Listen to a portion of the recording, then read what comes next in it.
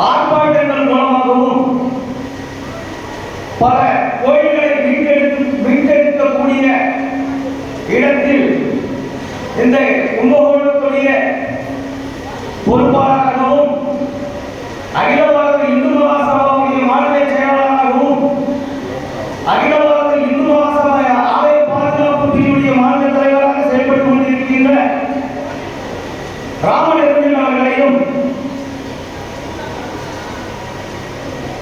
ஏனென்றால் தமிழகத்திலே திருட்டு திராவிட மாடல் ஆட்சி நடைபெற்றுக் கொண்டிருக்கின்றது.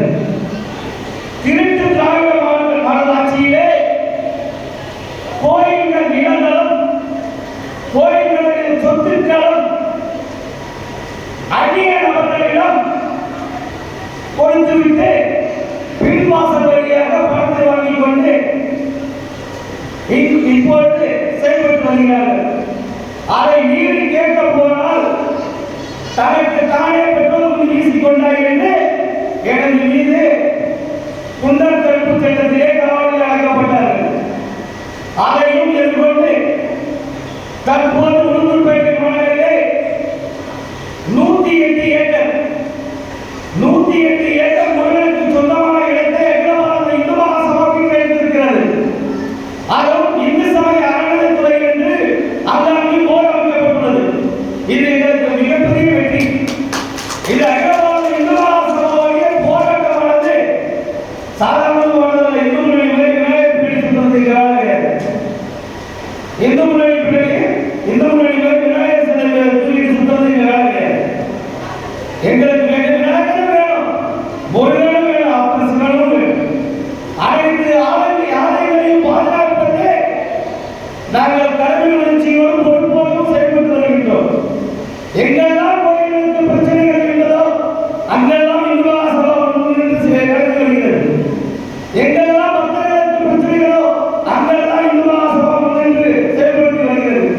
ஆகையாலே இந்து சமய அறநிலையத்துறை அமைச்சர் திரு அன்வரியா சேகர்பாபு அவர்கள் இந்து ஆலயங்களை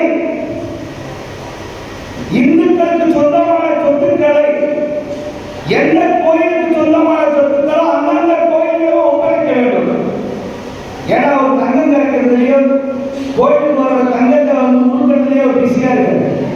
கோயிலுக்கு கும்பாபிஷேகம் பண்றதுக்கு துணிஞ்சு வரல. ராஜராஜ சோழனுக்கு மணிமண்டபம் இல்லை, ஆனா அப்பர் 100வது ஆண்டு வளைவான். இதான கிழிச்சாரு. திருவாரூர் மாவட்டத்திலிருந்து திருநெல்வேலி ஏறி போய்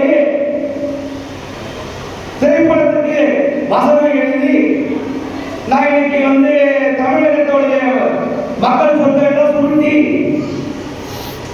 சென்னையிலேயும் திருவாரூரிலும் தமிழகம் முழுவதும் பல கூட்டங்களை வைத்துக் கொண்டு பிறப்பு நடத்திய திராவிட முன்னேற்ற கழகத்துடைய தலைவர் கருணாநிதிக்கு அங்கிருந்து சிலை. அவர் எழுதிய காமக்குழுவை கதைகளுக்கு காமக்குழுவை எழுதிய கதைக்கு எழுதிய பேனாவுக்கு சிலை. அந்த பேனாவை வேற எழுதியது காமக்கதைகளை எழுதியதற்கு கதையின் நடு மையத்திலே பேனா வைப்பதற்கு மக்களுடைய வழிபடும் தேவையில்லாத செயலுக்கு மக்களுடைய வழிபடும் வீணாகி கொண்டிருக்கின்றது. ராஜராஜ சோழன் கட்டிய மணிமண்டபம் பாழடைந்து போகும் நிலையிலே உள்ளது. ராஜராஜ சோழன் தஞ்சாவூர்ல பெரிய கோயில் இன்று பராமரிப்பின்றி கிடந்து வருகிறது. அதற்கு ஒரு வழிவகுக்க தமிழக அரசுக்கு வழி இல்லை, நாதி இல்லை. வேளாண்மையில முன்னேறினா அங்க போய் வசூல் பண்றதுக்கு போக மாட்டேங்க. அங்க போய் முன்னேறி வைக்கிறதுக்கு இந்த இந்து சமய அறநிலையத்துறைக்கு நாதி இல்லை. இந்து சமய அறநிலையத்துறை அதில் ஆய்வாளர் இருக்கிறவர் ஜஸ்டின், அவருக்கும் இந்து சமயத்துக்கு ஏதாவது சம்பந்தம் இருக்கா? அந்த ஜஸ்டினுக்கும் இந்து சமய அறநிலையத்துறைக்கு ஏதாவது சம்பந்தம் இருக்கா? அவங்க போய் கோயில் எடுத்து கோயில் சுற்றி பராமரிக்கான்னு சொன்னா அவன் எங்கிருந்து பராமரிப்பான்? அவன் பெட்டி தூக்கத்திலையும் அதிகமா லேடிஸ் இருக்கீங்க, அதான் தவறா பேச வரல. அவன் பெட்டி தூக்கத்திலேயே புள்ளியா இருக்கான். ஏனென்றால் இந்து சமய அறநிலையத்துறை என்பது இந்துக்கள் சார்ந்த விஷயம். அதிலே அறங்காவல் குழு தலைவராக இருந்தாலும் சரி, அறநிலைத்துறை செயலாளராக இருந்தாலும் சரி, அது இந்துத்துவத்தில் உள்ளவர்களை அந்த இடத்திலே பணியாற்றம் செய்தால் மட்டுமே இந்துக்களுக்கான தீர்வுகள் கிடைக்குமே தவிர வேற எந்த தீர்வும் கிடைக்காது. வேற எவனாவது கொண்டு வச்சாலும் நமக்கான தீர்வு கிடைக்கவே கிடைக்காது.